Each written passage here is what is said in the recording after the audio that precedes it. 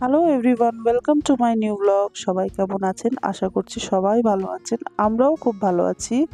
Saturday সানডের ছুটি পড়তে আমরা দেরি না করে বেরিয়ে পড়লাম আবার ঘুরতে। এবার প্রথমেই যাব কোচবিহার। কোচবিহারে একটু কাজ আছে, কাজটা সেরে নিয়ে তারপরে বেরোবো আমাদের নতুন ডেস্টিনেশন। আজকে দেখুন কোথায় যাচ্ছি আমরা।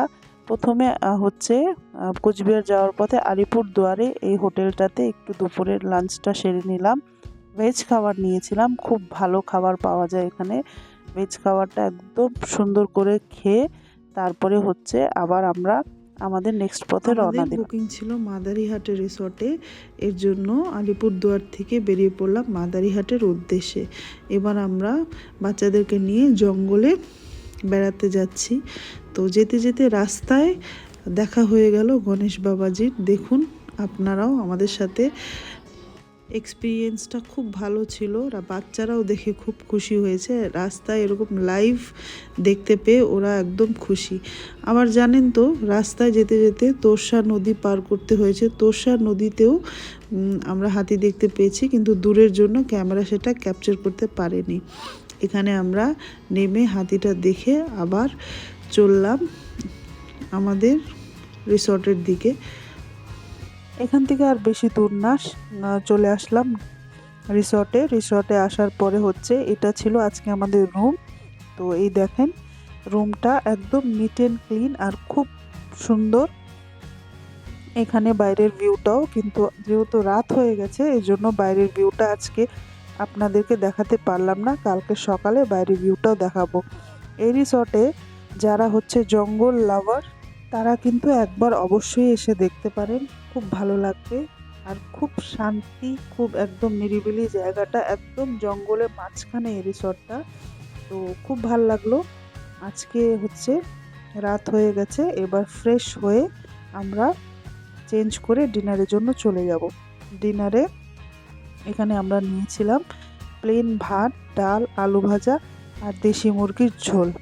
এখানে আমরা ডিনারটা করে নিয়ে আজকের মতন চলে যাব রুমে সবাই।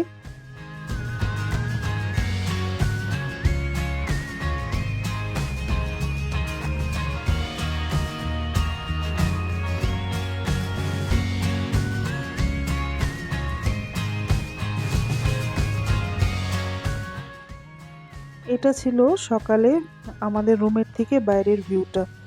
বাইরের চারিদিকটা এত সুন্দর লাগছিল যে বলার মতো না।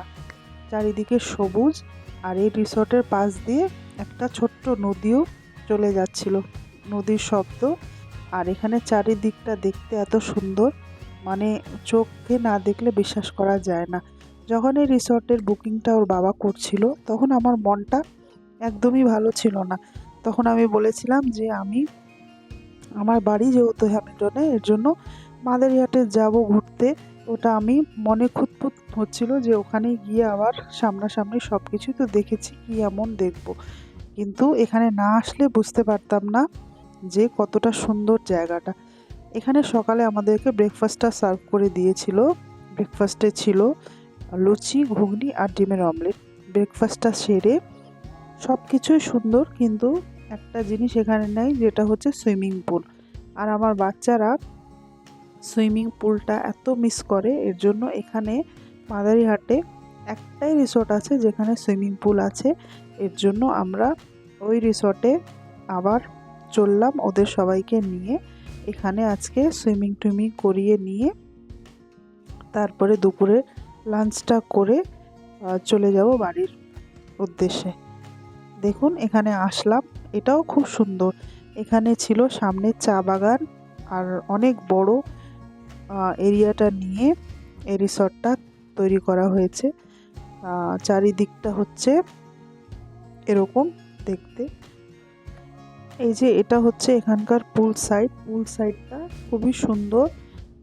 পুল সাইডের একটা জিনিস দেখলাম যে অনেক জায়গাটা স্পেশিয়াস, আর খুব নিট অ্যান্ড ক্লিন সুইমিং পুলে আসলে এই জিনিসটাই দেখার চেষ্টা করি, যেহেতু বাচ্চারা সুইমিং করে এর জন্য সুইমিং পুলটা যাতে পরিষ্কার আছে কি না। সুইমিং করার পরে আমরা চলে আসলাম রেস্টুরেন্টে। এখানে এসে নিয়ে এখন দুপুরে লাঞ্চটা করব।